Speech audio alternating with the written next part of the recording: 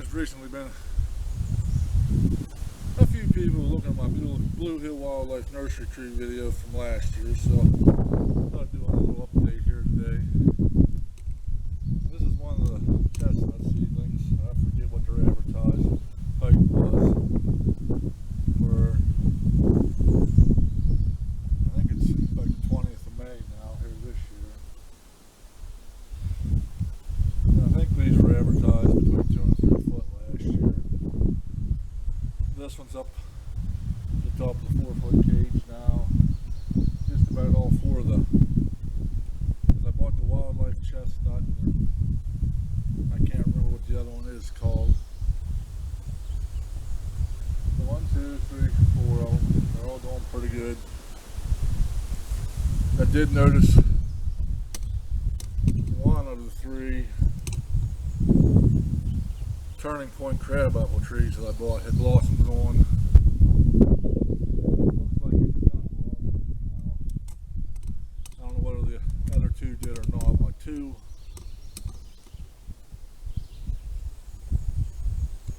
son of cow, I think they are, crabapples.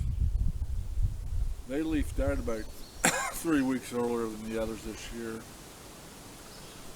But neither of them 2 had any blossoms on this year. We'll go take a walk and look at some of these other trees. Okay, the 2 types of chestnuts are the Woodlands Chestnut, which is this one, and that one there that my camera's on. So if you're watching the trail cam videos where the camera's shaking and the deer are rubbing the cage, it's that camera there. That first one, which is back over there, and then the one back there is fall draw chestnuts. I mean, I probably bought the smallest ones they had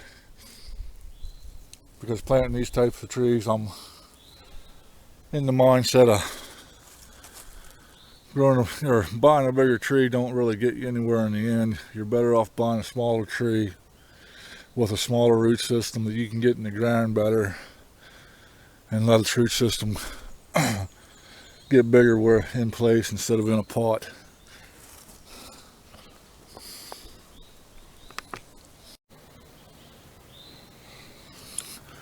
So this turning point crab here,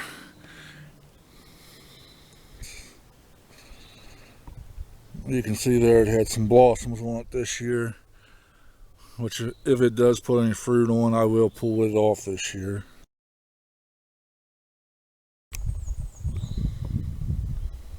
And I don't know how well you can see that, but it's just up out of the 4-foot cage this year. And like I said, I probably bought the smallest.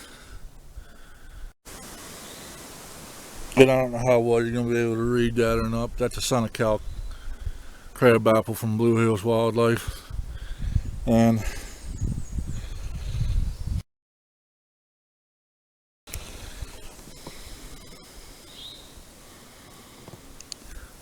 it's a good 1.5 foot. Getting close to new 2 foot with the new growth on top. Above the 4-foot cage this year.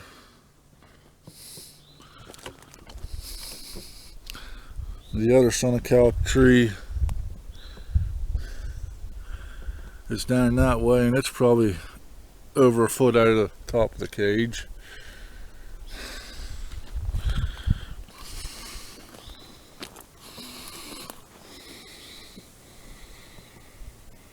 And right there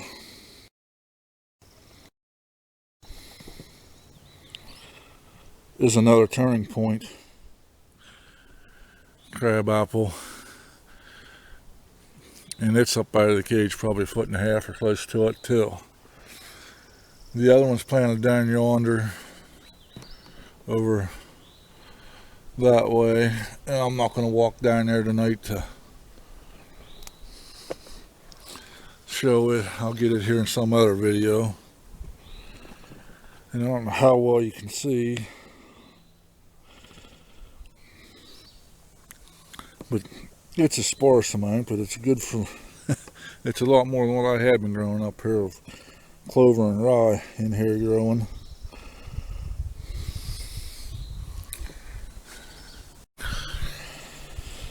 And up that way, that camera's doing that cage up there. There's quite a bit of blueberry bushes growing up that way that the deer are feeding on, and there's this rye and clover mixed in. It's down through here too.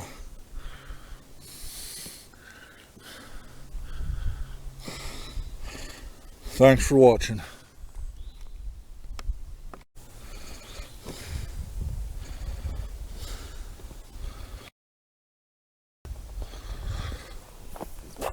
So, a recap on these Blue Hill Wildlife trees. This is the second year in the ground for these. I'm happy with them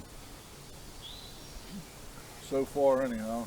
No problems with them. And these are growing without any fertilizer or any help. I did put some lime down where I planted the apple trees before I planted them, but the chestnuts up there haven't received anything, and they all seem to be doing good. Thanks for watching.